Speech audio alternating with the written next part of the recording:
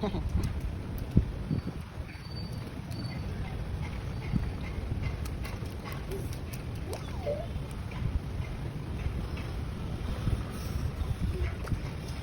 toàn ha.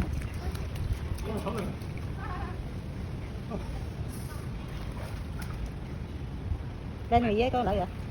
Ôn lên người với con nè. Ủa mi lên ấy với con nè. Ông công nhân tắc nâng chai kia tắc trộn mà. Ủa nào nè.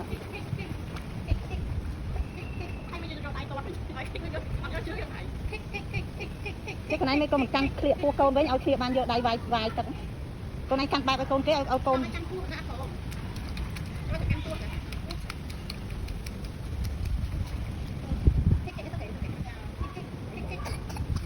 Mới tập phong nhặt chuột tất. Anh cho bẹn đằng đáy hay đây mà. À po bẹn đằng đáy clip. Mấy con ngộ tinh muối. Ngộ tinh muối không? Chuột tất con.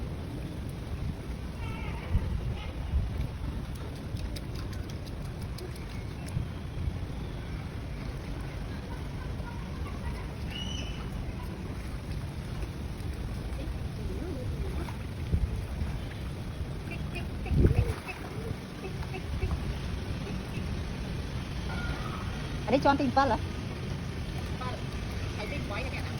Ủa nó cứ xong đi cả xa không ạ?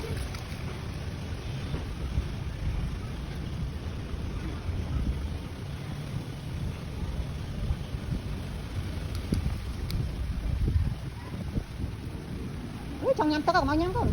Ao tên lập tóc ảnh nữa hả? Ta với cho hai tóc ấy. Chắc mau tóc mùi nè. Có chẳng? Thôi cho bạn đã năng miên ấy, đặt lại năng miên ấy. Ở lấy số tiền nữa.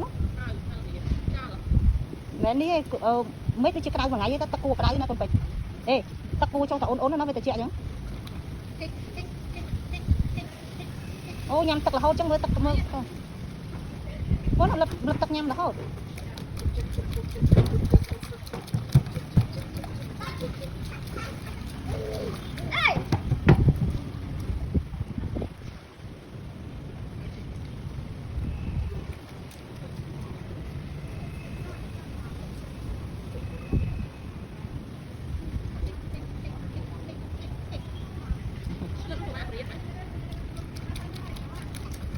Ở kẹt tắc ấy. Mà hỏi tại ao nhắm tắc hay còn phải cầm nhắm tắc.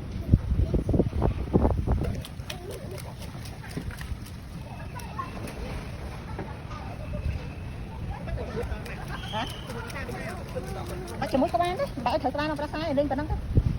Trăm hiệp lan tới lưới cái trăm chừng một kinh tích tôi tới trăm.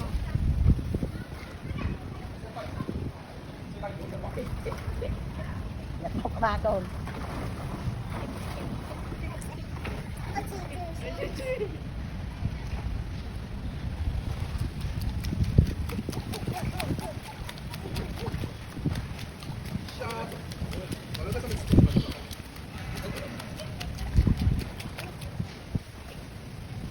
Mưa mọt đâu chụp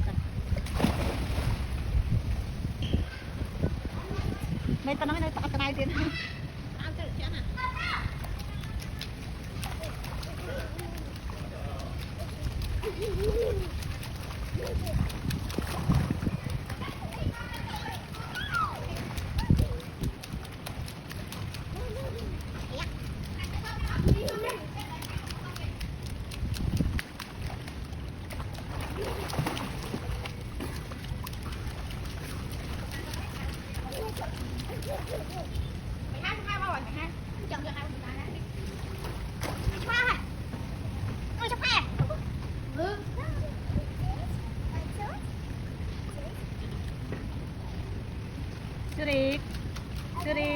Surik radio saya, Surik.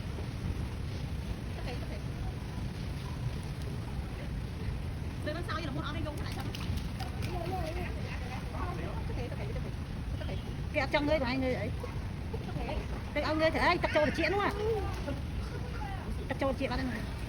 Chẳng khó cho cam vận vậy, tập trâu chuyện. Cho tập mà vay đưa qua con đi nào.